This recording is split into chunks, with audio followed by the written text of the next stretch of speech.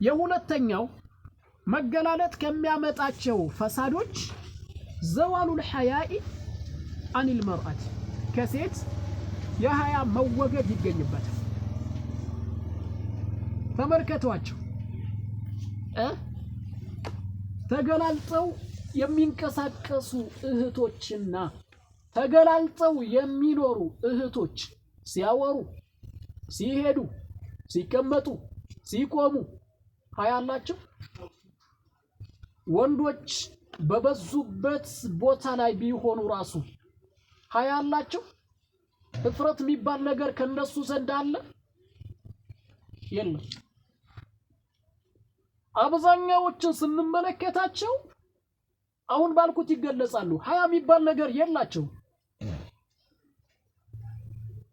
ሲያወሩ እንደ ሴት አይደለም ያወሩት። ሴትነታቸውን አይጠብቁ። የሚመጥናቸውን በእነሱ የሚያምር ንግግር ሳይሆን የሚናገሩት ወንዳ ወንድ ያደርጋቸዋል። ድምጿን መቀነስ እንዳለባት ነበር የታዘዘችው ሴት ልጅ። እነሱ ሐያ የሌላቸውም ስለሆኑ እንደፈለጉ ድምጻቸውን ከፍ አድርገው ያወራሉ። ተጥሎባቸው ነው።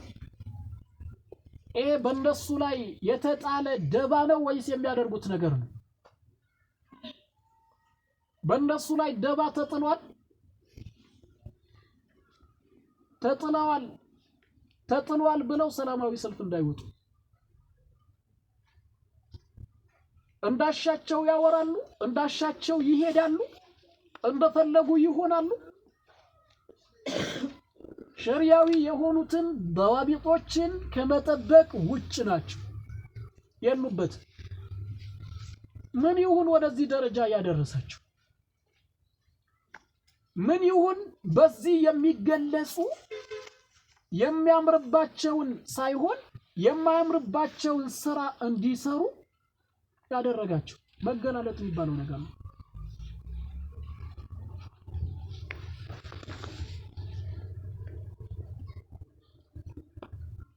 ራሳቸውን ነጭ አድርገው ቢገምቱ ሱልጣኖች አድርገው የሰለጠኑ አድርገው ቢገምቱም ተኝተዋል፣ አለቁ። የእስልምና ጠላቶች እያጠመዱት ባለው ወጥመድ እየሄዱ ይወጥቃሉ፣ እየሄዱ ይገባል። ለነሱ መልካም ነገር የሚፈልጉ እየመሰላቸው በሸራቸው እየተነደፉ በሸራቸው እየተጠቁ ይገኛሉ። ይሄ ጎጂ ነው። ለነሱ ካለኝ እዝነት አንፃር ከእንደዚህ አይነት ተግባር እንዲመለሱ ነው ምክር ማስተላልፈው ለነሱ።